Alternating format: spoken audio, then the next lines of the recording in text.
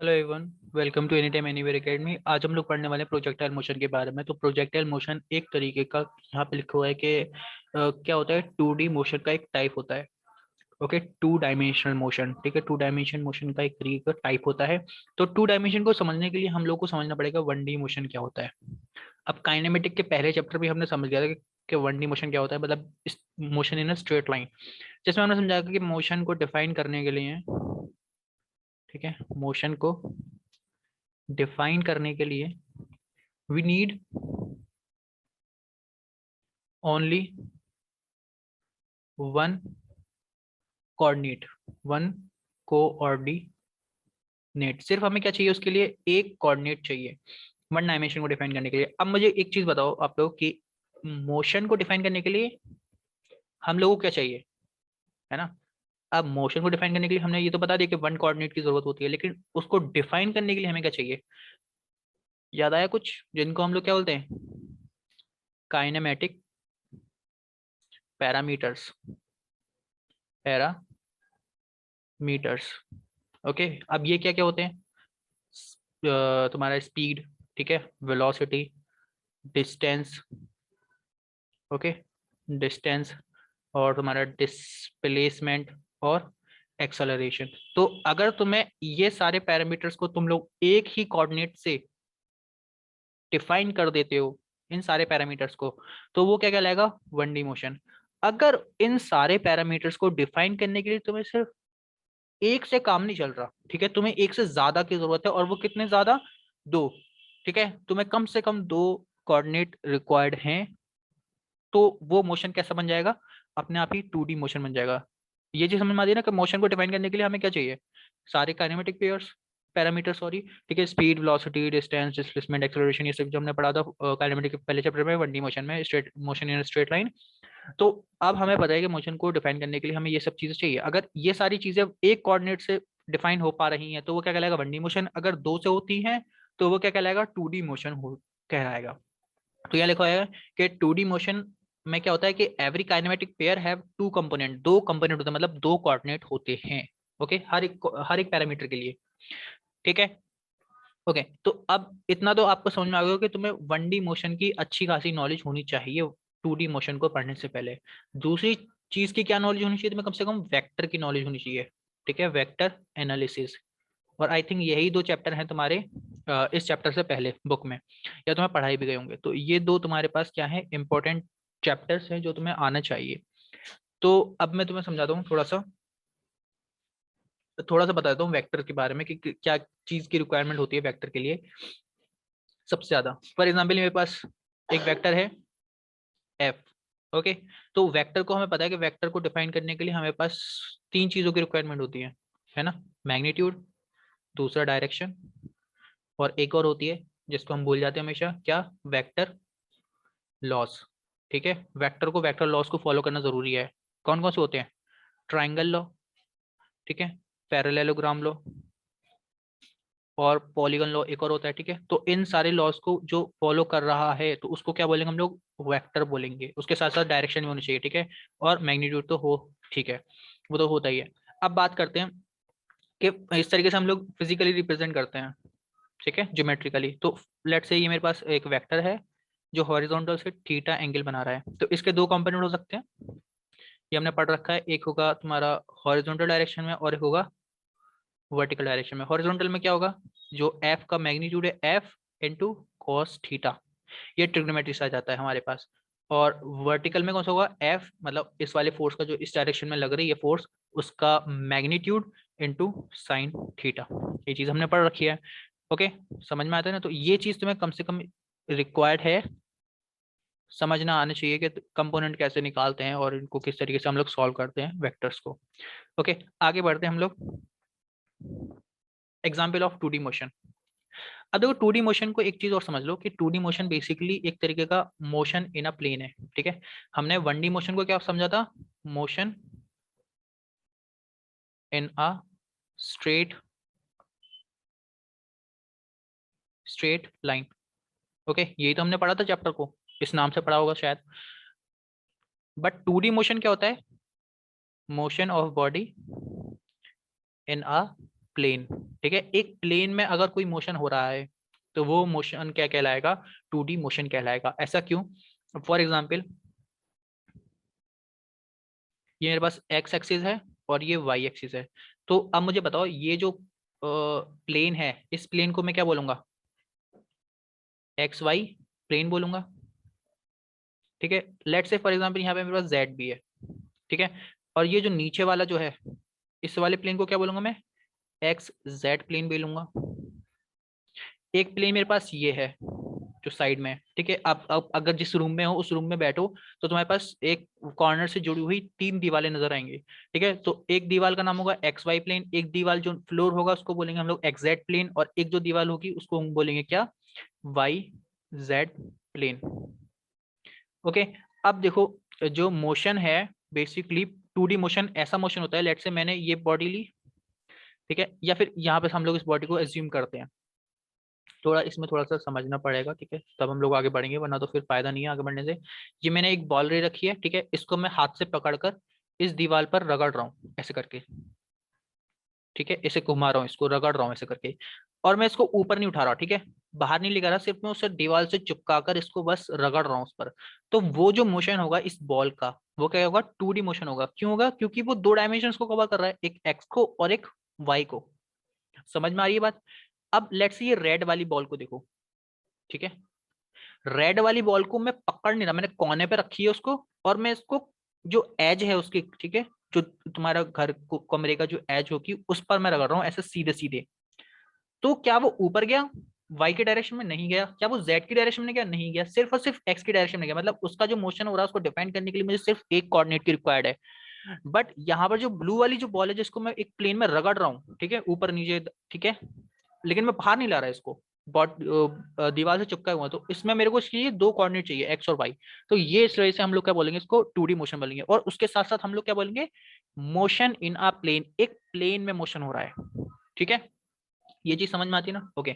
अब आगे बढ़ते हैं हम लोग, एग्जाम्पल्स देखते हैं इसके। देखो एग्जाम्पल एक तो देखो, इस तरीके से कोई बॉल फेंक रहा है, ठीक है, ऐसे करके, और वो बॉल जो है इस डायरेक्शन में चलेगी और उसमें बास्केट में जाके करके, तो यहाँ पर क्या होंगे, इसके 2 कंपोनेंट हो जाएंगे इस तरीके से। वेलोसिटी के इस तरीके से वेलोसिटी थी तो 2 कंपोनेंट हो जाएंगे, ठीक है।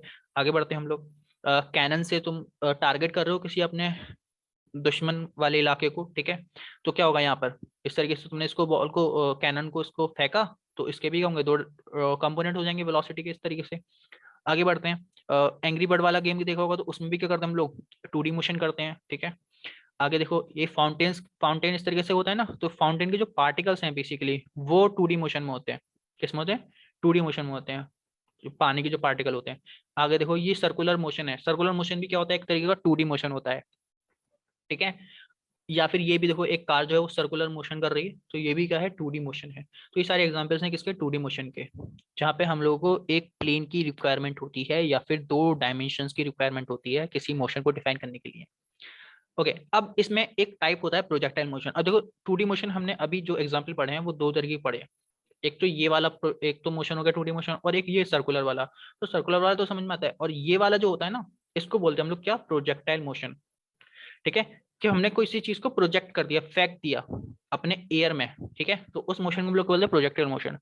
ओके। तो मोशन हमारे पास ऐसा मोशन किसी ऑब्जेक्ट का जिसको तुमने फेंका है या प्रोजेक्ट किया है कहां पर, इनटू दी एयर, एयर में तुमने उसको फेंक दिया किसी भी बॉडी को, तो वो क्या कहलाएगा, तुम्हारा प्रोजेक्टाइल मोशन कहलाएगा।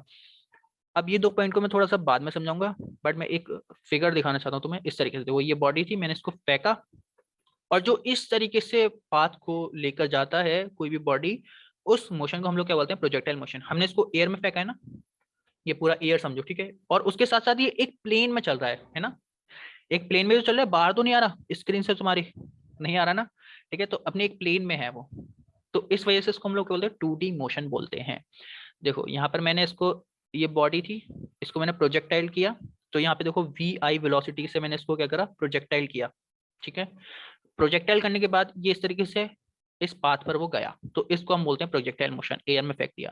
तो यहाँ पर देखो अल्फा एंगल बना रहा है इस तरीके से, ये कितना बना रहा है, अल्फा एंगल बना रहा है। तो उसके 2 कंपोनेंट हो गए, एक तुम्हारा VX हो जाएगा और एक VY हो जाएगा, मतलब एक्स डायरेक्शन में और एक वाई डायरेक्शन में, 2 कंपोनेंट हो जाएंगे, नहीं हो जाएंगे, ठीक है। अब देखो यहाँ पर जो 2 पॉइंट हैं, वो समझ लेते हैं फिर आगे पढ़ेंगे। इस बॉडी को हम लोग क्या बोलेंगे, ये जो बॉडी जो फेंकी जा रही है उसको बोलते हैं हम लोग प्रोजेक्टाइल। क्या बोलते हैं? प्रोजेक्टाइल। ये एक टर्मिनोलॉजी है जो हम लोग बॉडी के लिए यूज करते हैं प्रोजेक्टाइल मोशन में। तो जो बॉडी फेंकी जाती है उस बॉडी का नाम क्या होता है? प्रोजेक्टाइल। और जो ये पाथ जो ले रही है बॉडी, इस पाथ को हम लोग क्या बोलते हैं? ट्रेजेक्ट्री। ठीक है, trajectory of the projectile, trajectory. Okay, समझ में आया ना? ये बस एक टर्मिनोलॉजी है जो याद रखनी है। तो ट्रेजेक्ट्री क्या होती है? ऑब्जेक्ट होता है तुम्हारा प्रोजेक्टाइल, और जो पाथ जो है जो कवर करता है ऑब्जेक्ट उसको क्या बोलते हैं हम लोग? ट्रेजेक्ट्री। अब कुछ इंपॉर्टेंट बातें क्या है, ये वाली, हमने बॉडी को फेंका एयर में, बट उस पर हम लोग कोई और फोर्स नहीं लगाएंगे, ये ध्यान रखना है। ठीक है, ऐसा नहीं कि उसको फेंक दिया फिर बाद में तुमने उसको खींच लिया ताकत लगा के, नहीं, उस पर सिर्फ और सिर्फ ग्रेविटी वर्क करेगी। यहाँ लिखा हुआ है ना कि under the influence of gravity only, सिर्फ और सिर्फ उस पर क्या वर्क करनी चाहिए? ग्रेविटी वर्क करनी चाहिए, ये इंपॉर्टेंट पॉइंट है। और कोई भी उस पर फोर्स नहीं लगेगी। और ग्रेविटी लगने का मतलब स्मॉल जी लगने का होता है। ठीक है, लेट्स से नीचे की तरफ अर्थ है तो हमारी जो ग्रेविटी है वो किस डायरेक्शन में लगती है? अर्थ की डायरेक्शन में लगती है ना। तो देखो इस तरीके से नीचे की तरफ क्या लग जाएगी? तुम्हारी ग्रेविटी लग जाएगी। ग्रेविटी का मतलब एक्सेलरेशन ड्यू टू ग्रेविटी, जिसको हम बोलते हैं स्मॉल जी। ग्रेविटी का मतलब यही होता है ना। और वो हमेशा कैसे लगेगी? नीचे की तरफ ही तो लगेगी। समझ में आता है ना चीज ये वाली? ओके। अब दूसरी चीज, हम लोग जो भी एनालिसिस करेंगे प्रोजेक्टाइल का वो इस तरीके से एनालिसिस करेंगे कि उसमें हम लोग एयर रेजिस्टेंस को क्या करेंगे? नेग्लेक्ट करेंगे। अब देखो हम लोग किसी भी बॉडी को फेंकेंगे तो उस पर एयर तो अफेक्ट करेगी ना करेगी? वो तो हमेशा करेगी। एयर के पार्टिकल जो है उसको रोकने की कोशिश करेंगे। जैसे फॉर एग्जाम्पल कहीं से हवा आ रही है, ठीक है, या तुम बाइक पे बैठे हुए हो, तो जब बाइक पे बैठे हुए होते हैं और तो हमारे बाल क्या जाते हैं? पीछे की तरफ जाते हैं ना। तो एयर उस पर फोर्स लगा रही होती है पीछे। तो ऐसे समझो कि अगर तुमने किसी बॉडी को फेंका है एयर में, तो एयर रेजिस्टेंस तो उस पर वर्क करेगा, जाहिर सी बात है करेगा। बट हम लोग अपने एनालिसिस में इस वक्त हम लोग एयर रेजिस्टेंस को नेग्लेक्ट करेंगे। और दूसरी और चीज याद रखना कि जो ग्रेविटी है हम लोग उसको क्या मानेंगे? कांस्टेंट मानेंगे। ठीक है, जो ग्रेविटी लगेगी ना, जो स्मॉल जी होगा बेसिकली, उसको क्या मानेंगे हम लोग? कांस्टेंट मानेंगे। तो ये पॉइंट भी याद रखना, लिख लेना। क्या रखेंगे हम लोग उसको? कांस्टेंट रखेंगे हमेशा through out the projectile motion. पूरे मोशन में हम लोग क्या मानेंगे? जी को कांस्टेंट मानेंगे। समझ में आया ना? ओके, आगे बढ़ते हैं। अब हम लोग देखो प्रोजेक्टाइल मोशन को दो तरीके से समझ सकते हैं। पहला वाला जो तरीका है वो बहुत आसान है। पहला तरीका क्या है कि हम लोग ब्रेक कर दें दो टू डायमेंशनल प्रोजेक्टाइल मोशन को into two separate 1D motion में। कुछ समझ में आया? नहीं आया? ठीक है, मैं समझाता हूँ। फॉर एग्जाम्पल मेरे पास एक 2D मोशन है,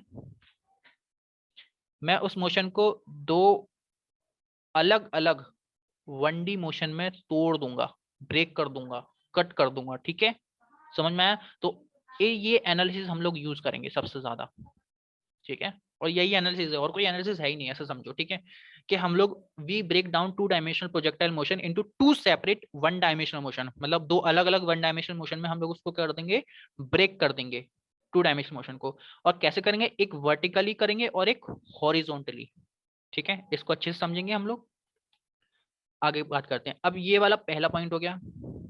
क्या है तुम्हारे पास कि जो हॉरिजॉन्टल मोशन होगा उसमें तुम्हारा एक्सेलरेशन जीरो होगा, ये समझाऊंगा अभी। ठीक है, जो एक्सेलरेशन होगा हॉरिजॉन्टल डायरेक्शन में, हॉरिजॉन्टल मोशन में कोई भी कंट्रीब्यूशन नहीं करता। और जो उसका वी एक्स है, मतलब जो वेलोसिटी जो हॉरिजॉन्टल डायरेक्शन में होगी वो क्या होगी? कांस्टेंट होगी। ओके, नेक्स्ट बात क्या है कि एज द ऑब्जेक्ट राइजेस, जैसे जैसे ऑब्जेक्ट ऊपर जाएगा तो उसकी जो वेलोसिटी है वो डिक्रीज करती जाएगी। ठीक है, और एक पॉइंट पर आके हाईएस्ट पॉइंट पर पहुंचेगा और वहां पर वेलोसिटी क्या हो जाएगी? उसकी जीरो हो जाएगी। और फिर वो वापस आने लगेगा वर्टिकली, मतलब वेलोसिटी जो है फिर बाद में क्या होने लगेगी उसकी? जब वो वापस आएगा अर्थ की तरफ तो उसकी जो वेलोसिटी का जो मैग्नीट्यूड है वो दोबारा से बढ़ने लगेगा। ठीक है, बट क्या होगा? अपोजिट डायरेक्शन में होगा। जो इनिशियली तुम फेंकोगे उसको, बॉडी को, उसके अपोजिट डायरेक्शन में होगा। ओके, ये चीज समझ में आती है? दो पॉइंट। अब ये दो पॉइंट को समझना थोड़ा सा डिफिकल्ट होता है, कोई भी इसमें कोई बड़ी बात नहीं है, बट समझना थोड़ा सा डिफिकल्ट होता है क्योंकि लैंग्वेज में लिखा हुआ है। अब इसको समझते हैं पहले वाले पॉइंट से ही। ओके, कैसे? इस वाले तरीके से। ठीक है, ओके, तो मैंने बताया था, तो मैंने तुम्हें बताया था कि हम लोग जो एक्सेलरेशन है वो क्या लगेगी? डाउनवर्ड रहेगी हमेशा। क्या रहेगी? डाउनवर्ड रहेगी, जिसको हम लोग जी से रिप्रेजेंट कर रहे हैं। अब एक्सेलरेशन का काम क्या होता है मेरे को बताओ सबसे पहले तो, कि उसका काम क्या होता है? वेलोसिटी के अंदर चेंज प्रोड्यूस करना। ठीक है, change in velocity per unit time, यही तो होता है ना एक्सेलरेशन की डेफिनेशन अगर 1D मोशन पढ़ा है तो। ठीक है, अब वो डिपेंड करता है एक्सेलरेशन पर कि वो वेलोसिटी के चेंज को बढ़ाएगी या घटाएगी। किस पर डिपेंड करेगा? एक्सेलरेशन के डायरेक्शन पर, कि उसका डायरेक्शन कैसा है। ठीक है, अगर वेलोसिटी और एक्सेलरेशन अपोजिट डायरेक्शन में है तो उस बॉडी का एक्सेलरेशन क्या करेगी? वेलोसिटी को डिक्रीज करेगी। लेट्स से मेरे पास ये बॉडी है, इस तरीके से एक्सेलरेशन है और इस डायरेक्शन में क्या है? वेलोसिटी। तो ये वेलोसिटी को क्या करती जाएगी? डिक्रीज करती जाएगी, क्योंकि अपोजिट डायरेक्शन में है। अगर यही वेलोसिटी इस डायरेक्शन में, एक्सेलरेशन भी क्या है? इसी डायरेक्शन में, तो इस वेलोसिटी को करेगी? इंक्रीज करेगी ये एक्सेलरेशन, बट चेंज प्रोड्यूस करेगी। ये तो समझ में आता है, ठीक है। अब ये जो एक्सेलरेशन है वो हमेशा क्या? डाउनवर्ड डायरेक्शन में, और इस डायरेक्शन में मतलब ऊपर नीचे डायरेक्शन में, इस डायरेक्शन में तो हमारे पास क्या है? वाई कंपोनेंट है ना। हमें पता है कि 2D मोशन में हमेशा दो कंपोनेंट होंगे। ठीक है, अब एक्सेलरेशन का सिर्फ और सिर्फ एक ही कंपोनेंट है जो कि है वाई डायरेक्शन में, जो कि जी लग रहा है। इसका ए मतलब एक्सेलरेशन एट एक्स डायरेक्शन में कोई भी कंट्रीब्यूशन नहीं है, जीरो एक्सेलरेशन होता है। ये तुम्हें ध्यान रखना है हमेशा। ठीक है, एक्सेलरेशन एक्स डायरेक्शन में कोई भी कंट्रीब्यूशन नहीं करती, सिर्फ और सिर्फ क्या होता है? उसका वाई डायरेक्शन में कंट्रीब्यूशन होता है, और वो कितना होता है? जी के बराबर होता है, स्मॉल जी के बराबर। ठीक है, ओके। तो अब ये चीज समझ में आ गई, तो फिर आगे चीजें समझ में आ जाएंगी और कोई कंफ्यूजन नहीं क्रिएट होगी अगर ये चीज समझ में आती है कि वो क्या करता है? घटाता है, बढ़ाता है, कैसे बढ़ाता है, कैसे घटाता है। अब हम लोग आगे बात करें, जैसे मेरे पास ये बॉडी है, इसको मैंने प्रोजेक्टिकल का वी नॉट वेलोसिटी के साथ। ओके, वी नॉट क्या होगी? हमारे पास इनिशियल वेलोसिटी होगी। ठीक है, किसकी? बॉडी की, जिसको मैंने प्रोजेक्टाइल करा है। और ये कितना एंगल बना रही है हॉरिजॉन्टल के साथ? Theta naught. कितना? Theta naught. ये क्या होगी? Angle of projectile. प्रोजेक्टाइल का क्या हो गया? ये एंगल हो गया विद हॉरिजॉन्टल। हॉरिजॉन्टल के साथ जो है इसका थीटा नॉट हो गया। तो अब इसके दो कंपोनेंट हो जाएंगे, ये चीज भी समझ में आती है ना। एक होगा तुम्हारा हॉरिजॉन्टल डायरेक्शन में, जिसको हम बोलेंगे वी एक्स, और एक होगा वर्टिकल डायरेक्शन में, जिसको हम बोलेंगे वी वाई। ठीक है, वी वाई।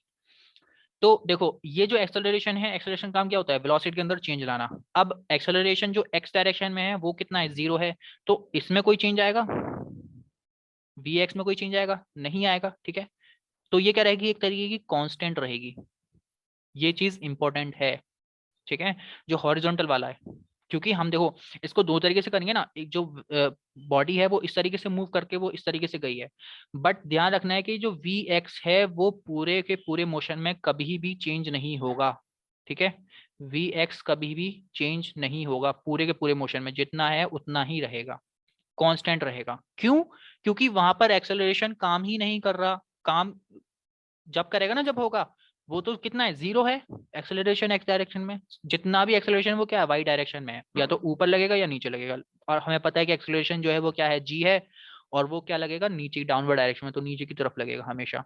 तो हॉरिजॉन्टल वाला देखो इस तरीके से हम लोग करेंगे, मतलब बॉडी को हम लोग इस तरीके से जाते हुए दिखेंगे, और वो हमेशा क्या होगा? V X V X V X V, मतलब कॉन्स्टेंट वेलोसिटी के साथ वो मूव कर रहा होगा बॉडी में, बॉडी जो है इस पूरे मोशन में।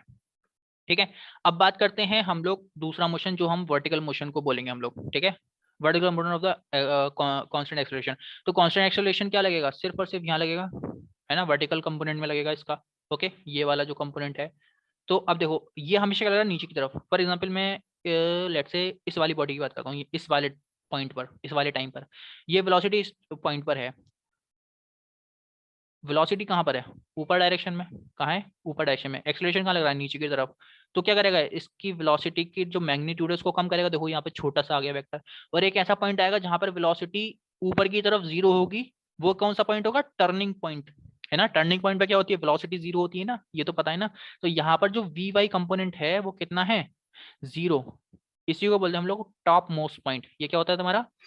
Top most point of projectile, जहां पर वी वाई मतलब Y component of velocity zero होता है। एक्स कभी भी जीरो नहीं होगा और ना ही बदलेगा, हमेशा कांस्टेंट रहेगा, ये ध्यान रखना है। तो इस तरीके से होगा देखो मोशन, पहले वो हमें ऊपर जाता हुआ दिखेगा, फिर वो नीचे आता हुआ दिखेगा। ये चीज समझ में आती है अगर तुम इसको इस तरीके से देखोगे। ठीक है, जब तुम इस तरीके से देखोगे, पहले वो ऊपर गया है, फिर वो नीचे आया है।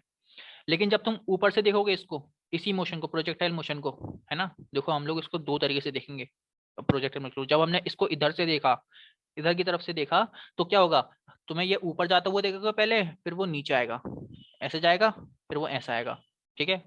अब जब हम इसे ऊपर देखेंगे तो वो हमें दिखे, मतलब हम लोग सामने से देख रहे तो ऐसे दिखेगा, लेकिन जब हम इसे ऊपर से देखेंगे तो बॉडी इस तरीके से मूव करेगी, ऐसे करके सीधे सीधे एक एक 1D मोशन दिखेगा। तो हमें 2 1D मोशन मिल गए यहाँ से, है ना, 2 1D मोशन मिल गए ना।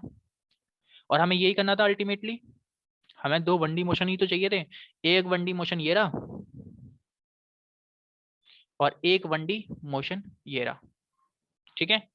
ये 1D मोशन ऐसा है स्ट्रेट लाइन मोशन में ही, ठीक है। ऐसा मोशन है जिसमें एक्सेलरेशन क्या है, 0। और ये ऐसा मोशन है एक्सेलरेशन वाई लग रहा, मतलब वाई डायरेक्शन में, जो कि जी है। तो इसको हम लोग क्या बोलते हैं, बताओ, मोशन अंडर ग्रेविटी। क्या बोलते हैं इसको, मोशन अंडर ग्रेविटी। ओके, तो यहां पर हम लोग को क्या लग रहा है, मोशन अंडर ग्रेविटी। और ग्रेविटी को हमने क्या लिया यहाँ पर, कांस्टेंट लिया है। तो एक्सेलरेशन क्या है यहाँ पर, कांस्टेंट है। अगर यहाँ पर एक्सेलरेशन कांस्टेंट है तो यहाँ पर हम लोग सारी की सारी इक्वेशन को यूज कर सकते हैं। एक हमने पढ़ी थी v equal to U plus A T, याद आ रही है। एक पढ़ी थी हमने क्या, s equal to U T plus half A T square. और एक हमने क्या पढ़ी थी, V square equal to U square plus 2as। तो ये सारी की सारी हम लोग यहाँ पर इक्वेशन को यूज कर सकते हैं, ठीक है, कर सकते हैं। क्यों, क्योंकि ये क्या है, एक्सेलरेशन लग रहा है इस पे नीचे की तरफ, और वो क्या है, हमेशा कांस्टेंट है। एक्सेलरेशन कांस्टेंट में हम लोग ये वाली यूनिट्स, ये वाली इक्वेशन को यूज कर सकते हैं, ठीक है। और ये एक 1D मोशन बन रहा है, क्योंकि हम लोग इसको एक तरीके से दो, मतलब दो 2 डायमेंशन को हमने ब्रेक कर दिया 2 1D मोशन में। अब बात करते हैं हम लोग इस वाले डायरेक्शन में। यहाँ पर एक्सेलरेशन क्या है, 0। ओके, क्या है, 0।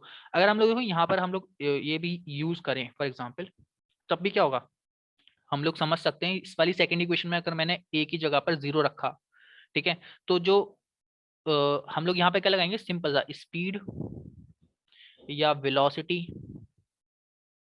Eight X direction equal to, speed equal to क्या होता है, डिस्टेंस अपॉन टाइम, ये तो होता है ना। तो डिस्टेंस अपॉन टाइम। तो ये हम लोग नॉर्मल सा यहाँ पर यूज करेंगे, कोई इक्वेशन का यूज नहीं करना है इस वाले एनालिसिस में। हम लोग ये चीज यूज करेंगे जो हॉरिजॉन्टल वाला चीज होगी, ठीक है। तो ये ध्यान रखना है, और यहाँ पर हम लोग ये यूज करेंगे। तो 1D 2 अलग अलग होगी 1D मोशन, इस तरीके से हम लोग एनालिसिस करते हुए इसको सॉल्व करते हुए जाएंगे। अगर ये चीज समझ में आती है, थोड़ा कॉम्प्लिकेटेड है, इसको दोबारा से देखो रिवाइंड करके उसी पॉइंट पर जाकर, तब तुम्हें समझ में आएगा। एक दो बार देखोगे तभी समझ में आएगा, और एक बार खुद से लिखोगे तो समझ में आएगा। फिर इस पर हम लोग आगे न्यूमेरिकल करेंगे, फिर और क्लियरिटी आती जाएगी, ठीक है। शुरुआत में ये टफ होता है, आई नो, ठीक है, बहुत मुश्किल समझ में आता है कि हम लोग उसको कैसे 1D में कैसे तोड़ रहे हैं। बट एक बार विजुलाइज करने की कोशिश करो, ठीक है। एक बॉडी को तुमने इस तरीके से फेंका, तो एक बार तुम उसको ऊपर से देखोगे तो तुम्हें एक इस तरीके से सीधी लाइन जाती हुई दिखेगी, ठीक है। देखो इस तरीके से जाते हुए दिखेगा जब तुम ऊपर से देखोगे इस वाले मोशन को, प्रोजेक्टाइल मोशन को, ठीक है। और जब तुम इसे साइड में से देखोगे, इस डायरेक्शन में से देखोगे यहाँ से, ठीक है, इस डायरेक्शन में देखोगे, तो पहले बॉडी कहाँ जाएगी, वो ऊपर जाती हुई दिखेगी, फिर वो उस चीज तरीके से सीधे सीधे वो नीचे आते हुई दिखेगी, ठीक है। समझ में आता है ना। और ये चीज भी ध्यान रखना कि टॉप मोस्ट पॉइंट पे उसका जो होता है वो 0 होता है। ये अगर चीजें पिक्चर क्लियर है तुम्हारे लिए, ये वाली स्लाइड क्लियर है 6 वाली, तो तुम्हें कोई भी दिक्कत आने वाली नहीं है प्रोजेक्टाइल मोशन में। आगे बढ़ते हैं। अब देखो कितने तरीके के, अलग अलग तरीके के प्रोजेक्टाइल मोशन हम लोग पढ़ने वाले हैं। ग्राउंड टू ग्राउंड प्रोजेक्टाइल, ठीक है, हॉरिजॉन्टल प्रोजेक्टाइल और इंक्लाइंड प्रोजेक्टाइल, ये सारे तरीके हम लोग पढ़ने वाले हैं। बट इन सभी सारे प्रोजेक्टाइल को हम लोग सिर्फ एक ही स्लाइड से निपटा सकते हैं, वो है 6th नंबर, इस वाली स्लाइड से, ठीक है। कैसे कि each and every projectile motion can be analyzed by breaking it into 2 component, ठीक है। 2 कंपोनेंट में तोड़कर हम लोग सारे के सारे प्रोजेक्टाइल मोशन को एनालाइज कर सकते हैं, ओके। ये चीज ध्यान रखना। और एक क्या होगा तुम्हारा सिंपल सा 1D मोशन, जिसमें हम लोग स्पीड और डिस्टेंस पर टाइम लगेंगे। और एक क्या होगा, मोशन अंडर ग्रेविटी, जो हम लोग वर्टिकल वाला होगा, और हॉरिजॉन्टल वाला बहुत सिंपल सा कांस्टेंट वेलोसिटी के साथ मूव करता हुआ, ठीक है, जिसमें एक्सेलरेशन क्या होगा, 0 होगा, ठीक है। ये ध्यान रखते हुए जाना है। और जो वर्टिकल वाला होगा उसमें एक्सेलरेशन इतना होगा, उसमें हम लोग ये वाली इक्वेशन को यूज करते हुए हम लोग सारे के सारे प्रोजेक्टाइल मोशन को सॉल्व कर सकते हैं, सारे क्वेश्चन को, ठीक है। अगर तुम्हें फॉर्मुला भी नहीं आता ना, तो सिर्फ इतना चीज आती है 6th वाली, तब भी तुम करके ले जाओगे क्वेश्चंस